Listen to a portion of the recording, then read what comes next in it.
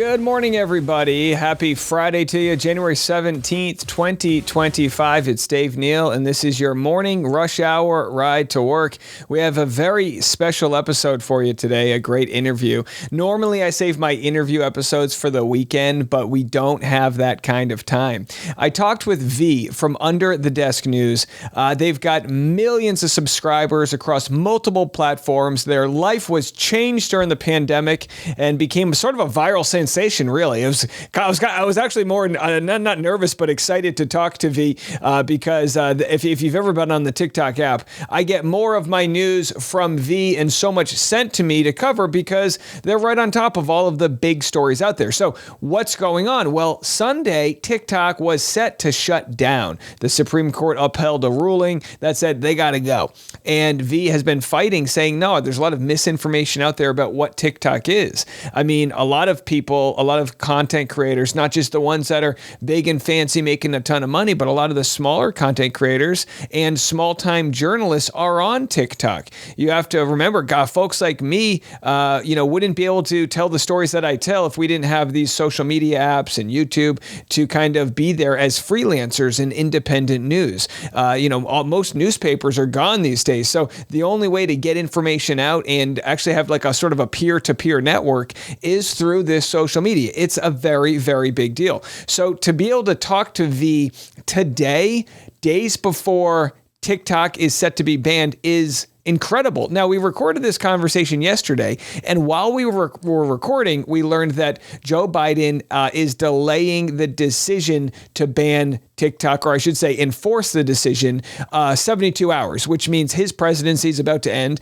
and that'll leave it up to Donald Trump to decide what he wants to do. Will he ignore the ruling, or will there be some sort of moratorium?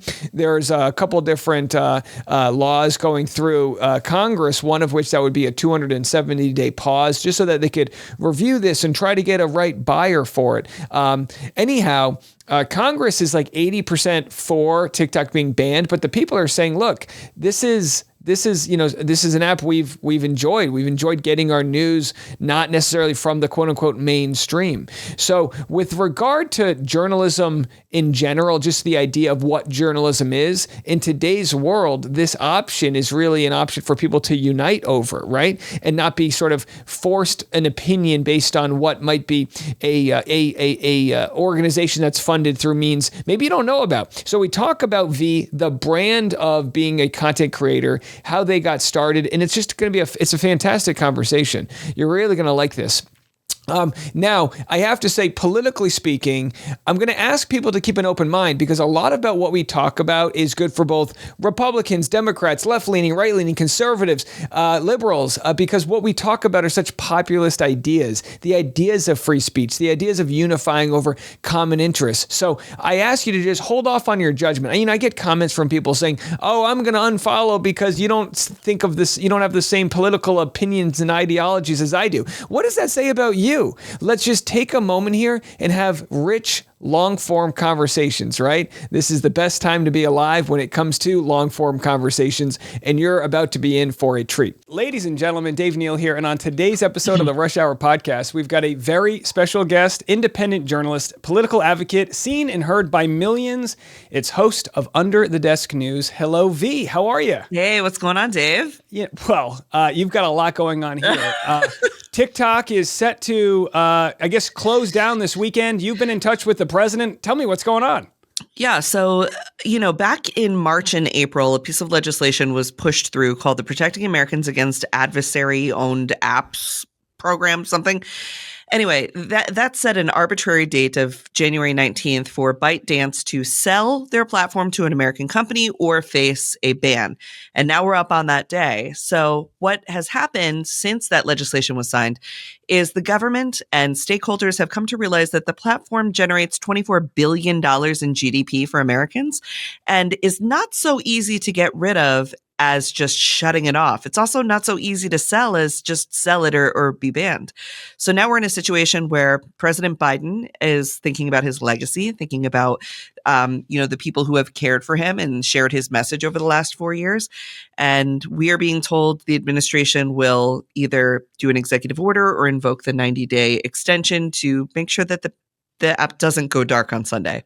Right. It's all about just giving more time, because I kind of feel it went all the way up to the Supreme Court. And I'm like, I don't feel like the Supreme Court even knows what they're arguing here. This is one of the biggest apps where a lot of news is shared, and there are issues with the app, it being owned by a foreign entity. But at the same time, I mean, this is a way for Americans to communicate, one of the biggest ways.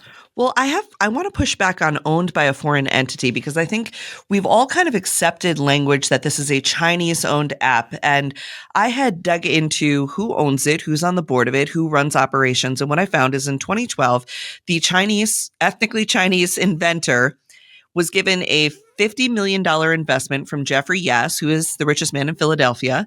And then that investment in 2012 was matched by adding in Sequoia Ventures investment of $100 million. So those are two venture capitalists based here in America that funded ByteDance. The headquarters for the American version of the app has been headquartered in Santa Monica in the Cayman Islands since 2017. Shou Chu went to Harvard. He is the CEO of ByteDance. He is married to an American woman, has American children. And 4 of the 5 people on the board at TikTok are Americans. TikTok is 60% globally owned by various investors, the majority of which are Americans. So that's what makes it so difficult when people continue to say in the news media, well, the CCP has to sell TikTok. They don't own it. They are not investors in it. And it's just not that simple. This is why you That's are. why you got me, buddy. Yeah. No, and to be quite honest, I'm a huge advocate for social media. I started making my living during the pandemic as a content creator on YouTube, and I've probably had my audience share more of your clips with me than any other creator out there. So your career has just been taking off. I love your story about why it's called Under the Desk News. Could you let the audience know how that came to be? Yeah. So prior to being who I am now, I had worked in restaurants. I went to school for theater undergrad, just really worked in food security and sovereignty programming. And then I was home during the pandemic, as many of us were, and I was dressed from the hips up in a suit, and then like on the bottom, like Nike shorts. And we were talking to the VA office of Nashville on January 6th about how we were going to get food to unhoused veterans during the pandemic. And I'm like looking over the computer, and I'm seeing like, I used to cater in the Capitol. So I'm like, I don't think people are supposed to be there. What's all the ruckus in the Capitol? And of course, it was the events of January 6th unfolding on the television. So I kind of like dove under my desk, which you can see in the first video, in my Nike shorts with just the suit on the top. And I explained the 25th Amendment to Mike Pence, telling him you could invoke the 25th Amendment, you can call in the National Guard, you can end this, and you can be president for 14 days. What a thrill. This is probably your only chance to be president, Mike Pence. That video went very viral. And then later that night, I just continued to talk about what was going on from my perspective as a former caterer, like what made sense, what didn't make sense. And now we're, 4 years later, and I've covered everything from the pullout of Afghanistan to the Olympics in Paris, to the White House, to all kinds of stuff. But it started by just making a video and honestly not thinking too much about it. And it's inspiring to all of us to see that you're invited to the White House, to see that they're starting to come around to understanding the power of independent news. I actually considered being under my desk for this interview, but the logistics and all of the cords, I was like, it's a lot. Too many cords. I told my wife, she was like, you can't go under your desk. I was like, I know. No, under the desk is for TikToks only. Anytime we're doing a show with microphones or lights or wires, we got to be up here. It's too much. But metaphorically, under the desk, it's like below the surface. It's the safe place, but it's where all the real information is, right? That's right. And I've really enjoyed seeing you talk to your audience, but also like recently you had an issue with NPR, where I believe you kind of were, edited for time or for content. Could you explain this sort of battle? I can already tell you're like, you want to speak to the people and you don't want beef, but it's almost like, what can you do when they're misrepresenting who you are? I had never made a video that called out a major media outlet ever. But this time just felt like, you know what, I have to, maybe it's 2025 me, maybe I'm hitting my villain arc. I don't know. But I was like, I can't let this stand. Throughout my career, major media has always looked down on independent journalists, people they describe as newsfluencers or TikTokers, news aggregators. They've always wanted to put this space between what is journalism and what is it that these people that they don't have respect for is doing. And I've never pushed back on it because I honestly, truly do not really care that much about what those folks think of me. I'm here to try and get like the story out to the people. So, but on this NPR thing, the thing that bothered me is Summer from the Knight School of Journalism was sort of, I felt like being treated like a real journalist. And I felt like they kept trying to be like, they were going to ask me to do the Renegade or something. Like it just didn't feel like I was on the same playing field as her. And I had been asked there, I thought, as an expert on TikTok. So what is interesting about it is I made the video saying that NPR Frankenstein my voice. They were cutting me off. Like when they asked why I do the news under the desk, they cut it off after I said, well, you have to have a shtick, which is the very beginning part of an entire description about creating a safe space for news and wanting it to feel like, we were just connected directly together. And I walked away from it feeling very much like the stuff I wanted to say didn't get platformed, and the things that I did say didn't feel like my words. To NPR's credit, they have a national publisher from the Poynter Institute down in Tampa. She did a whole 2-week-long investigation in which she interviewed all the people there, listened to the original audio, and she found that there were flaws in the ways that I was represented and that they could learn from making sure that this never happens again. So her report came out today, which I think is very fair, and we've kind of like made up now. We're like, okay, I appreciate you investigating it. I appreciate you taking it seriously.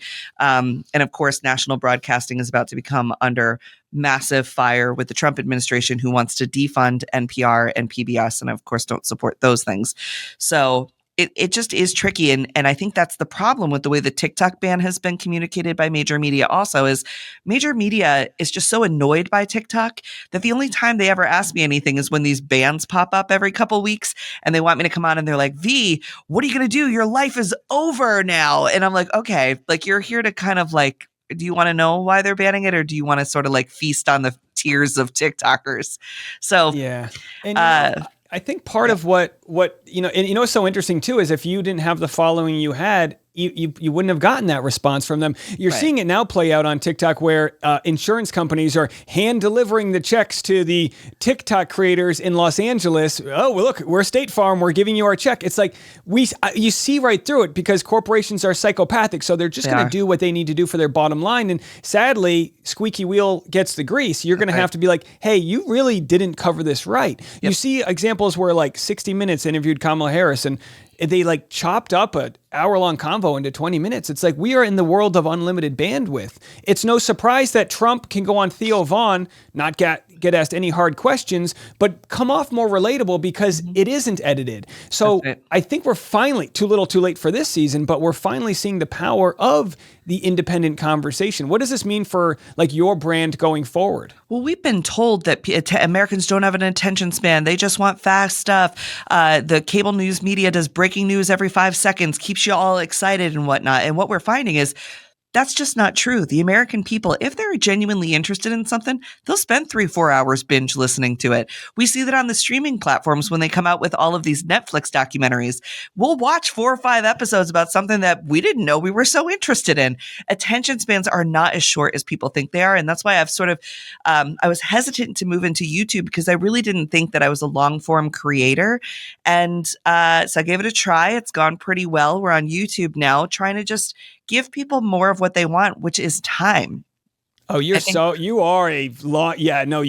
to crush it on YouTube. You send out one message saying, hey, check out my channel. And you're pretty much breaking 100,000 subs right now. I did. Yeah. I'm grateful for that. Congratulations. So we're trying YouTube, because I think you gotta, this is the other thing when they say, the government will say, well, just ban TikTok and everybody will go make their content on Meta or Snapchat or YouTube or wherever else. And it's like, that's not how it works. Each one of these platforms has its own culture, its own community, its own, celebrities, for lack of a better word, within those platforms. You can't burn down my house and tell me to move in with my neighbor. He's already living over there and he doesn't want me in his house. And that's how I feel about Instagram and Meta sometimes. It's like, I'm doing pretty well over there. We're creating original content over there, but it's a saturated market. TikTok democratized who got a voice because we were all starting at zero and we were all starting, oddly, this is probably the only time it's ever happened, at the same time. Most people were starting March of 2020.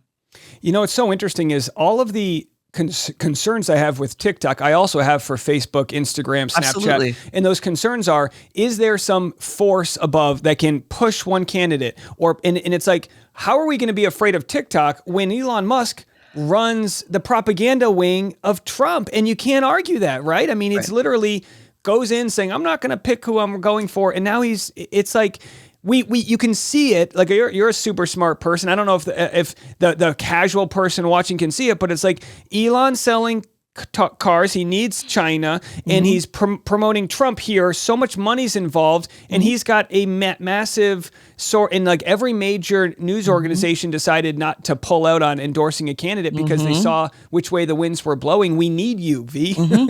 Well, we need so many people, and I think this speaks to folks are like, "Oh, is TikTok a threat to traditional media?" And I'm like, "Yes, but it is actually filling a vacuum and filling a gap that was left behind when the powers that be decided to destroy local media." So many of the stories I hear on TikTok aren't these big, huge, expensive stories to tell. It's a story about like a mom who's fighting the school district she's in Oklahoma because they want to spend $60 billion on Trump Bibles, yet the school lunch program can't be funded. That's an interesting story. That's a story that would have been told by a local newspaper if those hadn't already been destroyed. So I think it takes all of us. And I think that was the power of TikTok and remains the power and threat of TikTok, is that anybody can just turn on their phone and show you what they mean. They can show you the truth about what's happening at our level. And I think a lot of politics and traditional media, they just brought it to such a high academic level that they forgot who was listening. They're all trying to impress each other. And right now, you see national media kind of aggregates from social media. You see Spencer Pratt and Heidi go viral. 4 days later, they're on Good Morning America. It's like corporate media cannot catch up to the speed that we have. And as a journalist, you have to find your audience, and that's not necessarily in print media. Unless you're staying at some Holiday Inn somewhere, you're not reading USA Today. And they just said that the Washington Post has 3 million subscribers. This is insane. You've got more than 3 million. This is a wild time. Well, that's the thing I've said too, is like, if I were writing a newsletter for the Washington Post that had 3.3 million subscribers, I would be winning Pulitzer Prizes, right? But because my platform is TikTok, they want to be like, oh, you're silly and it doesn't count. And it's like, that's very unfair. Yeah. No. And look, I was sued this year for covering a story, and I was the only one covering it. The local media in Arizona wasn't covering this story. So I got sued. It was dropped. Go First Amendment. Yeah. But I wasn't being seen as a journalist, even all the way up to the Arizona bar. There was a complaint filed, and they looked at, I was the victim of harassment. My wife's pregnant, 8 months pregnant. They're threatening all these threats, and I'm just covering the news. And I'm just holding my own. My audience is holding my own. And then the Arizona bar lawyers are looking at the lawyer as this proper corporation. And I'm just a punk. Like, the internet's still a punk to a certain audience, but you know what? In the end, you're still reaching more people. Like if I was on the new season of, was The Apprentice, and it was like, all right, go try to get as many contacts as you can to go raise money for something. I'm doing it. You're doing it. Yeah. And the person that writes for, BuzzFeed, they don't have that equity. Right. It's a tricky thing, and it's, the gatekeeping of journalism. I also think that the scarcity of jobs in trad media is caused them to sort of turn on us in many ways, because they'll say, well, V's been in the Oval Office 2 times. I should have got that. And I'm like, why should you have got it though? What questions would you have asked Biden? What have you done to uniquely present to an audience? What does your audience look like? Like, why would that have happened? And they're like, well, because I'm a real journalist. And I'm like, okay, well, then you had a head start on me, I guess, right? I'm just some guy. I talked about this one of the times I went to the White House, and people from the New York Times and traditional media went nuts and were like, this shouldn't have ever happened. I was like, but if I were the union leader for Pipe Fitters 161 and I was going to fight for my people and tell them, they're giving us a raw deal and we need your help, Mr. President, I'd be a hero. But because my union is TikTok, they're like, you shouldn't be in there fighting for your people. Like, no, this is fake. It's a children's dancing app. I'm like, is it a children's dancing app or is it a threat to national security? You guys are going to have to pick one at some point. By the way, I love the flex. One of the times I was in the Oval Office. Yeah, please make it several more. And I hope so. I mean, I loved your response to NPR when they were kind of saying, well, how do independent journalists fact check? You had a response about how your audience is your fact check. That's Can absolutely you right. dive into that? Yeah, so I trust my audience is smart, and if they don't know something I'm talking about, they're curious, right? Smart and curious are great attributes to have, and the dust bunnies, that's what my audience calls themselves because we're under the desk, they've got those in spades. So if I start talking about something and they're not quite sure what it is, they're going to go Google it. They know how to find good sources on it or history on it, and they're going to get that story. The problem with with the traditional media is they're like, well, no, they're just going to get all misinformation. And I'm like, okay, we have to trust people. And for me, having an editor read over my newspaper piece is no more powerful than having 3 million people watch the story I just did and go, V, this is right, that's wrong, or hey, I actually work in this industry and what you need to know now is this. We can evolve that story together. We're building it together based on first person's narratives. And I think that that is a stronger editorial board. Every single day I wake up and I know I have to re-earn my audience trust, as opposed to me saying to you, well, I'm from the New York Times, so you should just give me deference because I've already earned the trust. I never think I earn anything. I don't know if it's the like growing up poor being a chef thing. I'm like, if I served you a great dinner last night, but you came in for brunch and it sucked, guess what the Yelp review is going to say? These sucks. They're not going to say that it was good the night before. So every day I'm trying to be honest, earn that audience trust. And when I make a mistake, be agile enough to correct it. Yeah, and you don't, I mean, it's so healthy to like throw your ego away and go, "Oh my gosh, I got that so wrong. I was Googling the wrong thing. I'm a one-man band." Yeah. And I feel like corporations, a lot of times the journalists can hide behind the logo, whereas yeah, you're only, you're going to read the comments here and there, you're going to dip in, know if, and then there's going to be other times where maybe your audience doesn't want to hear what you have to say, but you believe what you're saying. Like how much of what you're sharing, do you have like a metric about here's my opinion versus here's the cold hard fact? Because in today's world, it's not just this is an opinion show and this is a news show. It's kind of blended. I think it depends. I think my bias shows up in spaces that are very obvious to the audience that they would show up. And I never have billed myself as like this completely objective, nonpartisan person. I am both a journalist and an activist. I am a queer person. I care about women's health. So when I'm telling a story about what politics is litigating, right? I'm going to obviously think that there is a right answer to are trans people trans people? Yes, they are people. So I'm going to tell the story from the perspective of they are people.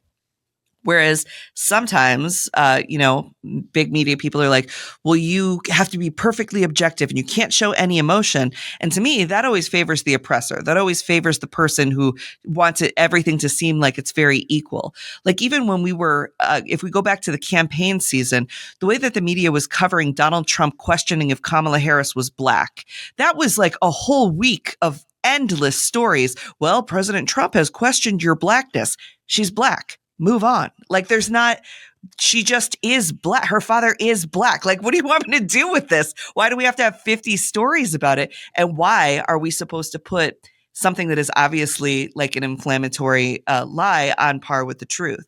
That's just not the way that it works. So for me, when it's obvious that something just is what it is, I just call it what it is. And I love that because you do see the culture war being dominated, and you're probably not going to win over those audiences to a high degree, but you only need to win over 1% to 2% of people that might have an opinion that, hey, they're on the fence. They can be kind of like how Bernie Sanders, he could win over a Joe Rogan. Yep. These populist characters like an AOC, they're speaking for the people. AOC's biggest response to anything is, I'm damn proud to have been a bartender, That's just right. like you, working in the restaurant industry, and I drove Uber. Like, right. I know what it's like to be poor, not being able to afford the engagement ring I want to buy or the flowers I want to buy. Like, I know that feeling of desperation. What was it like getting your first like social media paycheck? What did it feel like to be like, I can do this? I worked a job for the first 2 years of Under the Desk, even when I was probably making enough money to have like made the flip to full-time creator. I still do a lot of the consulting work that I used to do. I still do because I don't know if it's like the millennial in me, but I'm like, well, if I don't have a full-time job, then what am I doing? I only recently got over that in the last year because I truly could not keep up both at the same time. My first social media paycheck, I got $400. It was from a brand deal that I did with this company called Pluto Pillow.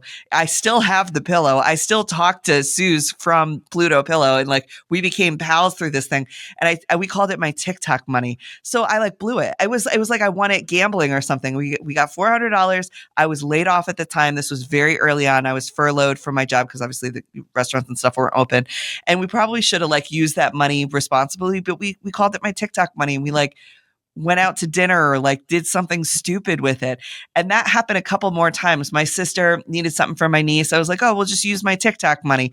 I treated it like gambling winnings or like extra or like fake money until I was like, oh, wait, this is like my job, and I should treat this like a paycheck. And then I was sort of able to make the flip. You know, it's so funny. I get goosebumps hearing these stories because everyone who's kind of made it doing something like this, you have that moment. And I live in Nashville now. I moved last year, but we lived in Los Angeles.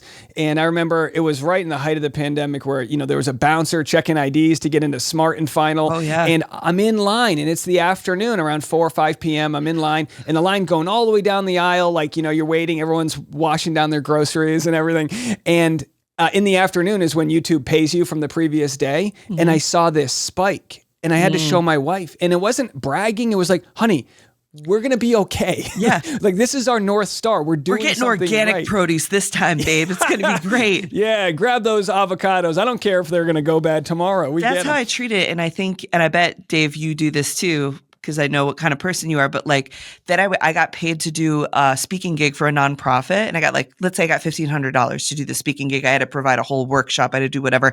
And then during the event of the night, they did like a donations call. And I like donated to the event that paid me to be there. Cause I was like, oh yeah, I totally support this mission. So like, let me give you back like half of what you paid me to even come out here. Let me make sure I covered my travel expenses.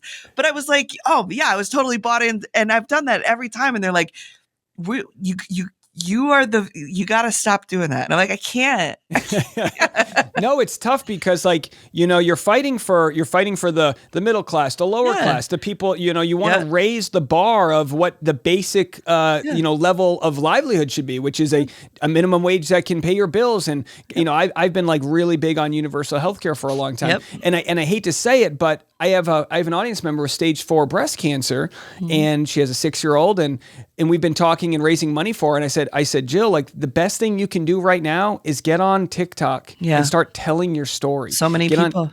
It's the best thing you can do right now because that's just the world we live in. And I'm writing a bit. I do stand up and I'm writing a bit about how, what if we all donated to GoFundMe's and we called it universal healthcare? What if we all just donated a percentage of our income? You call it GoFundMe because we're already doing it and they're praying, the news will have this story about, oh, so-and-so raised money for Mary Lou Retton. And it's like, why do we have to rely on each other? Yeah. And I think it's conversations that you and I are having and your channel specifically is doing the work of providing people like you don't have, big pharma, you don't have all of these things where people can go, but you're really working for so-and-so. It's like you're your brand. I'm working for the people. Yeah. And to be able to give 25, 30, 50% tips when we go out. Because it's the same thing. It's like you just want to like put that money back. I live in Rochester, New York. One of the big conspiracy theories about me is that I live in California or Manhattan. I live in Rochester, New York, in a very normal neighborhood, very great people.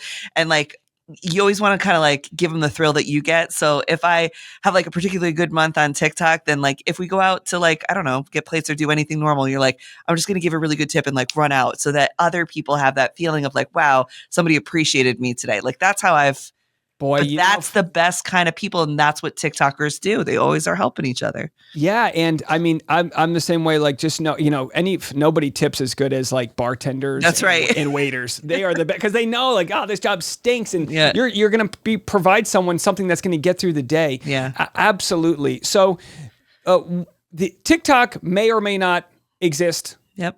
After this weekend, right? It may just slowly die down, or people like you could be the people that save it. What are you doing to prepare? You mentioned YouTube. You're rallying your audience to say, hey, it's kind of like supermarket sweeps, right? I got to get as much of my audience to know where I can be. So like, tell me your strategy right now. So a couple of weeks ago, I think it was like mid-December when it seemed like this was really going to hit. I had never told my audience before. I was like, I don't believe that the ban will go through. And the millions of times they tried to ban it before, this time was different. And so I did the math on like what 3.3 million followers on TikTok is valued at. And I have a friend who works in marketing and he was like, look, table stakes to be considered like a YouTuber, that that would be like on the level that you think you would want to be at is 100,000. That's your play button. You get to put it behind you. Like now you're serious. You've got like a critical mass that will watch your videos that'll help you with the algorithm. So all you got to get to is 100,000 and that'll really start to, you'll have to work hard, but you'll be able to kind of get it kickstarted and going. And for Instagram, 3 million on TikTok is about 1 million on Instagram. And so they were like, if you can get to 1 million on Instagram, now look, you've sort of recreated the audience dynamics in these other apps. You're still going to have to work your ass off though, to bring it up to where you would be considered full-time again. And so I started a Substack. People really support my Substack because they like the reading and we have different stuff that we could do over there. But I prepared financially for that. I'm also, luckily, I got better at saving money in the last year. So thinking that I wasn't sure what would happen with the next election. We didn't know which way the wind was going to blow. I've been saving a lot of money to make sure that I could, stay stable with that. But it cannot be understated the economic apocalypse that losing TikTok would be. And it's not because people make millions of dollars on there. It's because people make hundreds of dollars on there, but they make those hundreds of dollars consistently. So like one of the times that I was at the White House talking to some of their economic team about like the economics of TikTok, I was like, I'm not worried about me because I do have a foot in all these other doors right now, right? What I worry about is the folks who make $200 to $500 on the platform, which is the majority of the part-time or fun-time creators. And that's groceries. That's my kid gets to play soccer and I can afford their equipment.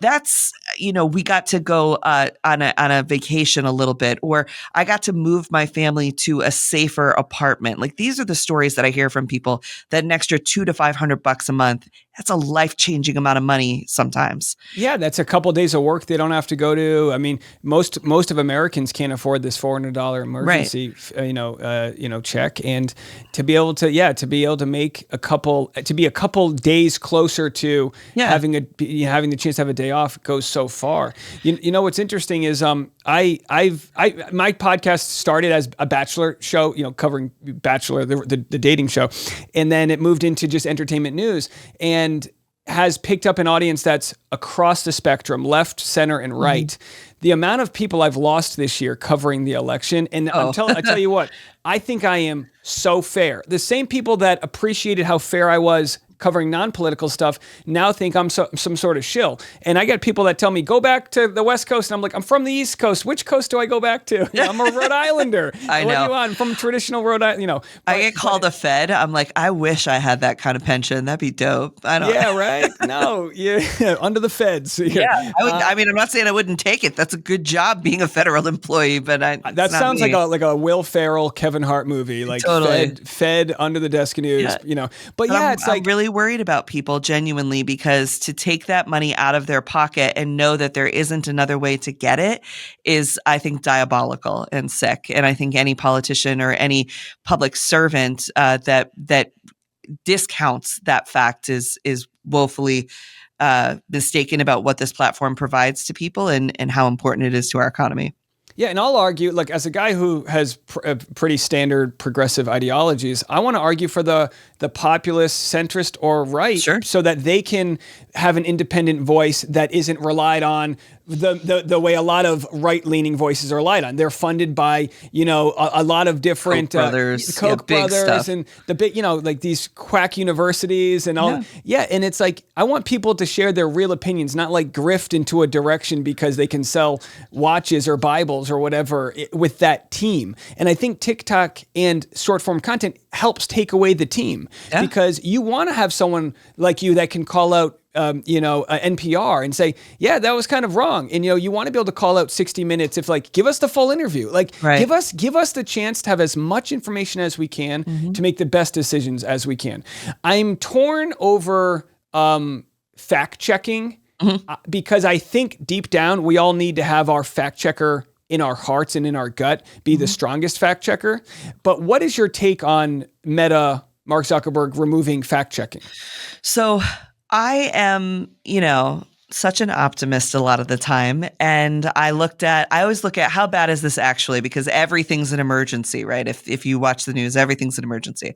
So it's like, how bad is this actually? And it come to find out, Zuck was only checking like 0.5% of all posts on all Meta platforms. So it was a very small amount of content that was even getting fact checked. It was an important amount of content because it was things like, who won the 2020 election? Are vaccines going to give me autism? Like stuff that was very serious stuff. So I mourn the loss of the fact checkers there, because there is actually a right answer and a wrong answer to a lot of questions that people want to pretend there's gray space in, and there's not. But then when they said they were putting community notes, I was like, okay, well, community notes democratizes who can be a fact checker, which is both good and bad, right? Because you could get a bunch of trolls on there who spend all day kind of like, worst case scenario, promoting misinformation, or it could become like a Wikipedia situation, which is a publicly edited platform that provides often very factual information. And if, let's say, you come along and you say, hey, the sky is green, and I do a community note, no, it's blue, and someone else comes along and goes, nope, it's green. Well, eventually someone else will come along and go, no, it's blue. So while we may get a little bit of back and forth and have to work out some of the bugs in community notes, I am hopeful that they're not just used as a place to sass the OP, the original poster, the way that they are on X, which is like anything somebody says, somebody puts like a snarky comment on it. I'm hopeful that we can maybe link to articles, or there could be something that maybe there's some sort of like verification you achieve that makes you, like on Wikipedia, a higher leveled editor. Like, Yeah, like a I'm high all batting for average. I'm Yeah. all for like self-policing and people policing themselves, and like us having the power to correct each other as opposed to some authority figure or AI doing it. But I was worried about the fact checking until I realized how little they actually fact check. And I think that the American people are smart and they are curious, as I said.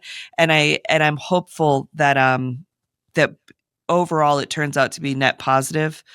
Uh, the thing that sucks is, I heard from Poinier Institute about the fact checkers, is that Meta was paying $12 million a year to fact check. That's like what the budget was. And now that they're not doing that anymore, a lot of the people who are fact checking for Meta, those fact checks were being used in other parts of the world, like other parts of the digital information world. And it won't be there either. And a bunch of people lost their job. That's terrible. But as far as public information and misinformation, I don't know if we're better or worse without it. I share your optimism. There's a Instagram page called Real News No Bullshit. It for sure skews right, although I think they try their best to be fair, but the audience is for sure right. Yeah. And I kind of like to scroll through the comments just to roll my eyes sometimes as a fun exercise. And I like to post a snarky response. I'm noticing a lot more pushback. I'm noticing a lot more pushback to some of the bold things that are going on, especially to Elon Musk and some of the ideas where maybe Trump's bringing in more big government than what the general Republican would want. I almost think that I fight more for a traditional Republican as a progressive by saying, you guys are not doing smaller government. You're creating whole new doges and external revenue services and all these crazy things that a billionaire might not care if their inflation goes up 7K a year. That's just a little bump in their road. But like, what's going to happen? I hate to have to live in an experiment where we're about to find out. Well, they'll make up that bump with the H-1B visas that they're going to expand, which of course is the thing that Republicans and I think all working people agree is not something that we want. Same that we don't want AI that replaces music or art or creativity or human experience. We don't necessarily want H-1B visa workers replacing American trained workers for jobs that we already have. And what we saw with Elon Musk is that he fired 1,200 people throughout his company and replaced those 1,200 American workers with H-1B visa workers. Not because the Americans weren't meeting productivity. These are some of the richest, most productive companies in the world that he owns, but because it was a little bit cheaper and he could be more exploitative to the HB1 foreign worker who was coming in to work in the tech. So I worry about that. I think we worry about that together. My hope is that 2025 is the end of the culture wars and kind of the nonsense, because my audience, I used to have a 30% conservative audience. After the election, it's certainly not 30%, but it's probably still like 15 to 17%. I have a big military audience, and that's because like we're working people, you know what I mean? And so even if you don't think that you totally agree with me ideologically on all the woke stuff that I'm super into, you could kind of be like, you know what, but I could probably leave that out because we agree enough on the basic standards of what the American experience should be that we should work together instead of worry about who's going to the bathroom where. Like, who cares about that? I'm so sick of that. So I'm hopeful that the class solidarity comes back in 2025 because it is us against the billionaires. It is us against big media, corporate media, and the technocracy that's coming. And we're going to have to get over the fact that like the culture wars were the thing that arbitrarily separated us before. And we're better when we're together, you know? Totally agree. It's been said, we're not left versus right; it's up versus down. That's right. It's and again, seated in the front row at the inauguration will be the tech billionaires, the ones that have apparently a seat at the cabinet. I guess an unofficial seat there, which is almost worse because there's no vetting of that. I agree with so much of what you're saying. I have an 8-month-old, and it's gonna be a while before I have to teach him life lessons. But I'm gonna teach him like how to be weary of anything selling you on fear. We just moved into a house for the first time. Every knock on the door the first week, we had to put up no soliciting signs. Every knock was how they're gonna get in here and scare you, and your home's gonna get broken into. You need to buy this, and I'm like, I moved from East LA. I'm not good. Worried about I'm good. Crime's up 10%. 10% from what? I live in a cul-de-sac. Yeah. So like, you're not going to sell me on fear, but you'll sell my mom on fear. You'll sell a lot of people on fear. And we need to know when that's happening. It was Nancy. I always want to say, not Nancy Grace. What's her name? Nancy Mace. Mace. I always get that wrong. She was in a big spat the other day because she was called out. You're selling everyone on these trans issues left and right. Fear, fear, fear. I looked her up because I was like, where's she come from? Her district in South Carolina, District 1, it's the whole coastline. So it's like Paris Island, where the Marines base is, Charleston. It's the whole coastline there. Girl, you got a lot to deal with when it comes to coastal erosion. We got a lot to deal with like quality of life for our Marines who are training down there in Paris Island. And there have been updates to that entire area for decades. Like, you have to worry. You can't be coming in here every day worried about who's going to the bathroom where. Also, I can imagine that the good, fine people of Charleston, South Carolina, do not want her embarrassing them with all of her nonsense. Like, this is high society people. It's the richest district in all of South Carolina. She's out here saying crazy stuff, acting like your wacko drunk uncle. I was like, look it, Nance, you got to tone it down, girl. You got an actual lot of work to do. And you have a very key constituency of the Marines that you owe your time to, that maybe we should be working on some of that stuff instead of who's going to the bathroom where. I mean, she shows up with like a cast one day because someone shook her hand too hard. Shook her hand. And then the next week she wants to take it outside and go fight people. Yo, it's good luck fighting Jasmine Crockett. I wouldn't wish that on anybody. She'll take her earrings out and that'll be the end for you. Oh, right. Yeah. That's when you know when the earrings come out. You're like, oh boy. I know that because this is one of the greatest life lessons. I think this is probably the root of why I am the person I am. When I was in high school, there was a misunderstanding that I had with a girl that I was in school with, and I wasn't communicating myself well to her, and she decided she was going to punch me in the face, and she took her earrings out. And I remember everything about that moment where I was like, I'm about to get punched in the face. And then I just laid there, and she was like, you should stay down. I was like, and I will, because I'm so sure I'm wrong. I haven't, this was a key moment of development for me, but maybe not enough people got punched in the face in high school. I don't know. I kind of feel like that's your like key. That's like your opening scene in your biopic movie where it's like, and then she found herself under the desk. Yeah. I was just laying on the floor. I remember everything about it. And I was like, you know what? There is a life lesson here that I only want to learn once. Yeah, I love it. Listen, I know you're extremely busy. Yeah. So thank you so much for taking the time to talk with me today. And I really wish you nothing but success. You're going to thrive on YouTube and all these other platforms, but I hope as well as TikTok. I hope and again, to think that I can be talking to somebody who's got multiple Oval Alpha visits and is part of change and in the resistance. It's really, pat yourself on the back for that. Well, thanks for having me, Dave. This was my favorite interview of the day for sure. And I feel like we were supposed to talk about the TikTok ban, but then we just got to kikiing, and I appreciate you and your audience and the break that you gave me to just kind of like, feel like a whole person again right now. So thanks so much. Of course, when the dust settles, come back anytime. I will. Busy. All right, take care.